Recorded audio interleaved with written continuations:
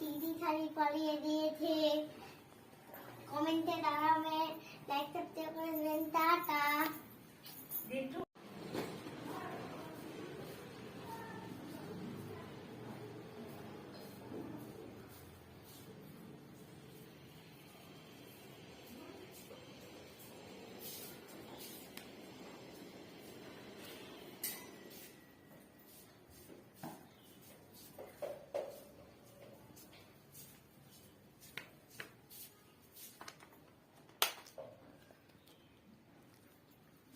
আমাকে কেমন লাগছে কমেন্টে